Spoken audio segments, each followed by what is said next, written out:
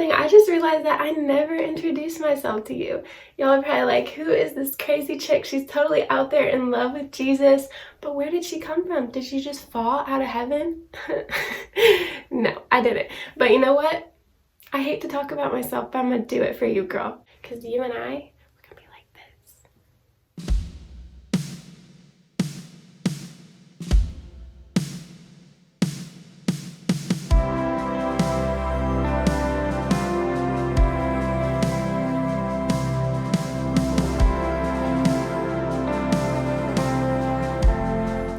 Okay, so before Jesus, I honestly don't really remember a lot about those years. I'm sure people can tell you stories. Like, there's pictures of me, there's videos. It was not a good time. And I prayed one time and I asked the Lord to like wipe out the memory of that. And yo, he actually did that for me.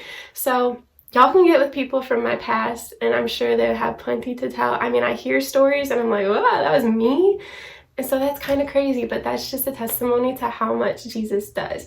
But this is what I know. I grew up in a household of, single mom, 5 kids, didn't have a dad in the house. We were very, very poor. A lot of times we didn't even really have like heat in the house, but we always had food. Mom loved us. She took excellent care of us. She did the best that she possibly could. And honestly, I had the best mom and she was crazy about Jesus. So I grew up with like a fundamental, like, I guess, first-hand witness account to see like someone who actually like adored Jesus. And I just saw him constantly provide for her. And I grew up loving the Lord. Grew up not really knowing like him as my own Lord, but I knew him as a savior. So basically it was just kind of like I got to rule the relationship with Christ. Like, he didn't really tell me what to do. I knew nothing about submission. I didn't live for him. And so I went all throughout high school, just very, very broken, horrible relationships, always trying to fix the void of like my dad not being in the picture. Definitely got into, especially in college, I got into drugs, partying, alcohol, just very, very bad lifestyle. And I hit rock bottom when I was in college. Actually, it's my first semester and I just was like the lowest of the low. And I remember thinking like, okay, something radical has to change about my life or I'm not going to have a life. Like, my life cannot go on like this. And so I really cried out to God, and I actually ended up moving across state lines in with an aunt who I knew she did the whole Jesus thing, and it was like a change of scenery, which I really needed. So I moved in with her, and that honestly, like, to me, it became like trying to do all of the motions, like trying to follow all of the rules to get to heaven, but it was still not like a relationship with Christ. But I was definitely trying to do everything in my mind. I was working very hard for Jesus, but not doing the things that, like, I guess not just like having that fundamental faith that it was coming from him, it was working towards him.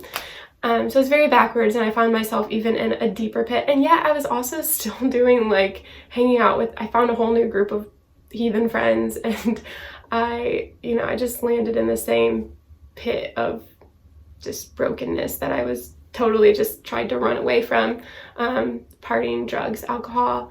And I actually remember there's this moment where I just heard this voice clear as day tell me, like, you need to stop. You need to stop this lifestyle. You need to give it up, honey cakes, or it's not going to be good for you. And I did not take heed to the voice, which, I don't know, looking back, it happened the way it happened and it all ended up okay. But in that moment, like, I should have listened. I found myself in the situation where the Lord told me, if you go and hang out with those people, it's gonna end this way. And I knew it, okay? And yet I still did it, and it ended exactly as the Lord showed me that it would. I was the most broken, like, depressed, and I, like, even looking back to that time, like, I really believe that I, like, opened myself up to be demon possessed. Like, I was totally, like, I couldn't even control myself, like, at that point that I stepped over. Like, the Lord told me a hard boundary and I passed it, like, I stepped over it, and for weeks, like, I was in the lowest low. Like, I had thoughts of suicide, and I mean, the most grotesque, like voices I heard all the time. And and I couldn't get past it. And I knew that like I could not like go and get prayed over, because the church doesn't really talk about things like that. And especially the church that I was going to at that time, like they didn't really cover like demon oppression or possession or anything like that. Like I was definitely like ashamed of like my sin and the things that I had just been wanting to come out of, but didn't know quite how. So I didn't want to come forward and talk about it. And I just literally like just was like the most broken person ever. And I just remember like I couldn't even call out to God in it, because I just felt like I so like abandoned him, and I felt like I so like dropped the ball on like that hard boundary that he gave me, and I totally like stepped over it. Okay, so my mom, she's very prophetic. Like she just knows everything. Like you literally don't get away with anything with her because she hears from the Lord very clearly, and she'll call you out.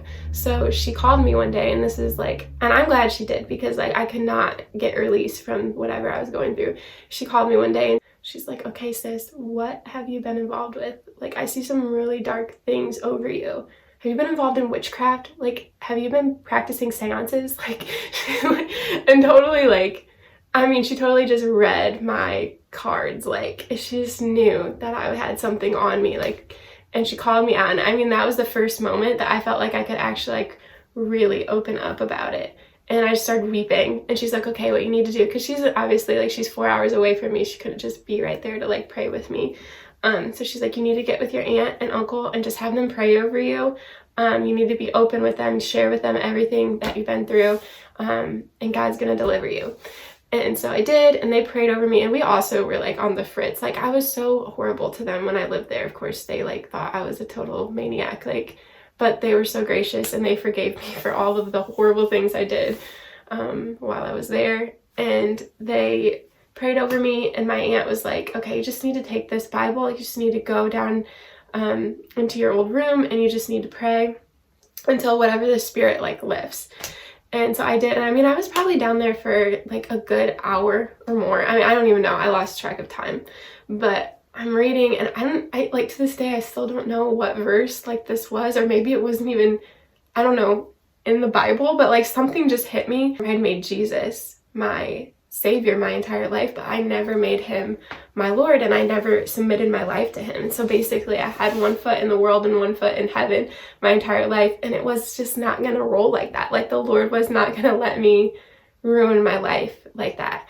So I had to choose, and I just definitely in that moment I just made a hard decision, like, okay, you know what, Lord, you redeemed me from whatever I just came through. Horrible shame, like horrible sin, horrible, like the worst depression, and I don't want anything to do with that lifestyle again. Like I totally just want you, but I don't know like how to get you, so you're gonna have to show me. And I mean, he showed up, like I felt his presence come in the room, and he totally lifted like that deep heaviness. And I'm gonna tell you, like it was still like a journey after that. Like I really had to put my hand to the plow and do some work, and like as the Bible talks about, like work out your salvation with fear and trembling. Like I learned what that meant, but I knew in that moment, like I totally made the 1000% decision, like I was gonna give Christ my life, and I didn't want anything to do with the old Keaton. I didn't even want anything to do with Keaton at all. I just wanted Jesus. I wanted him to live inside of me. And so I mean, from that moment on, I just like clung to Jesus, and I learned that he was my safe place. He was like, also like submitting my life to him is the best thing. Like it sounds like it wouldn't be a good, I probably, had you told me before what it would take to like, I don't know, to have a life with Jesus, I would have been like not interested.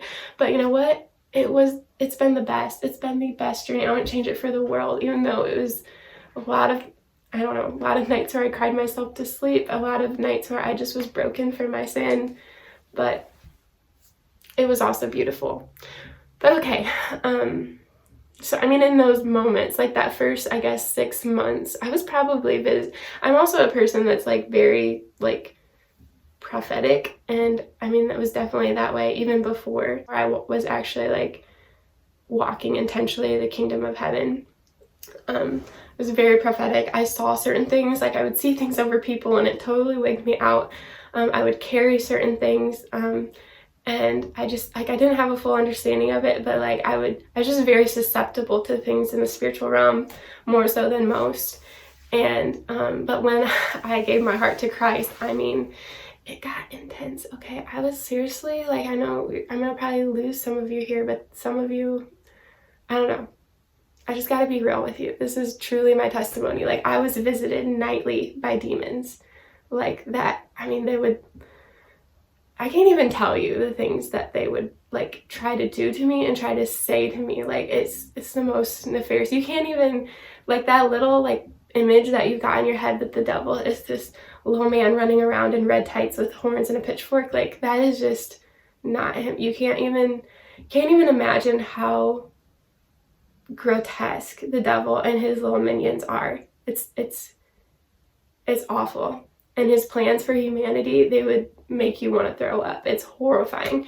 But honestly, every night, this is where I learned the love of the Lord, because every night that I was visited by this like nasty darkness, I cried out to the Lord. I pressed into my word. I learned who the Lord was in his mercy and in his grace and in his deliverance, and he always showed up. I'm telling you, like, he showed up like as a mighty warrior too. Like, sometimes I would like physically like feel his presence in my room as I was praying and crying out to him. My hairs would stand up. I couldn't even, like, I would fall to the ground, and I physically could not lift myself up, like, just in just a state of awe from his holiness. Or like a big gust of wind would blow into my room and like blow out all the candles in the room. I'm not kidding you. Like, it was wild, but it definitely gave me a sense of like, okay, who's the real powerful one here?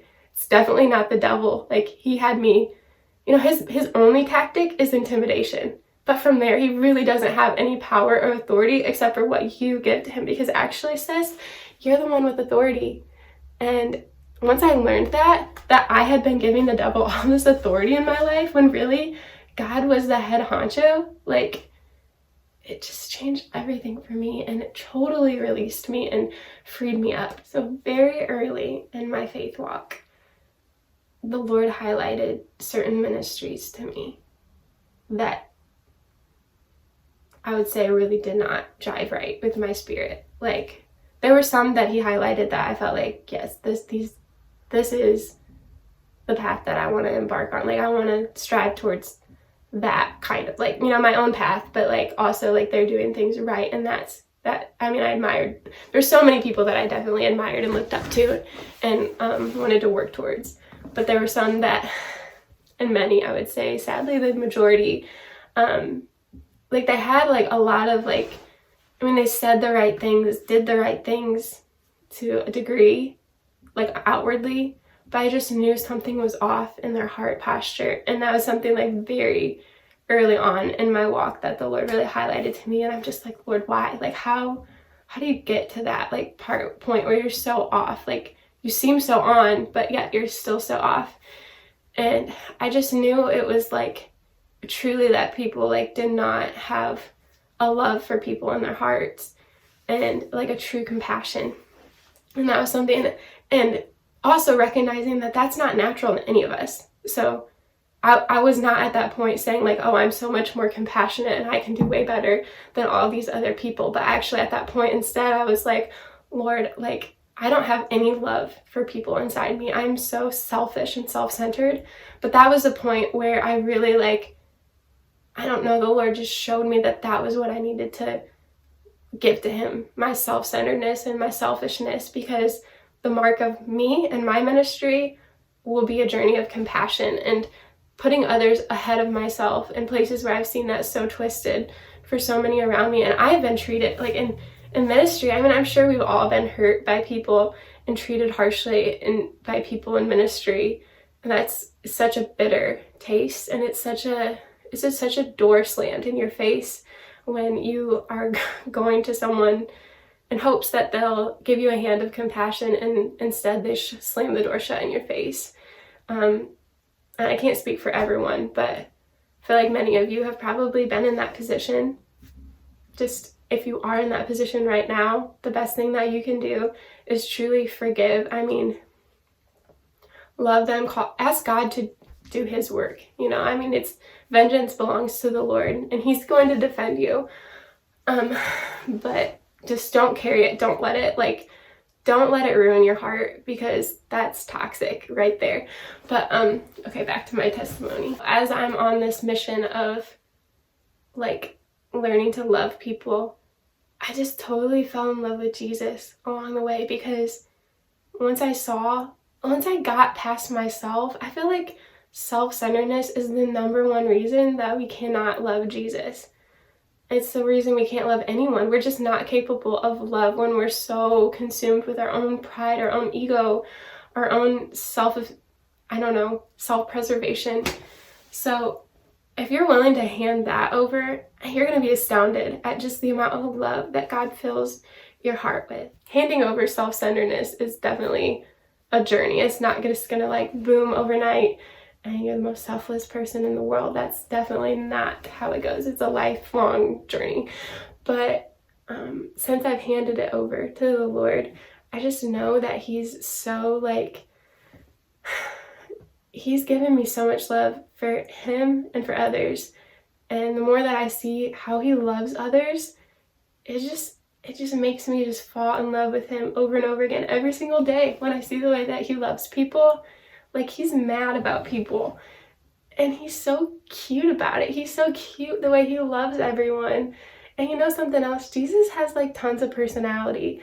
And I think that was like one of the biggest things about my walk with Christ, is once I learned that Jesus has like this massive personality that's like, it's outstanding. It's bigger than you and it's bigger than me. And I had so many people in my life say, oh, you're too much this or you're that or you're weird or whatever. And yeah, maybe I am, but like once I learned that Jesus loves all those things about me and I didn't have to change those things about myself and just embrace them, I found out that Jesus is like actually much weirder than me. I think that's like another place where I just like truly just fell in love with Jesus, because he's just actually like so much fun to be around. He's the person that I want to hang out with him every single day.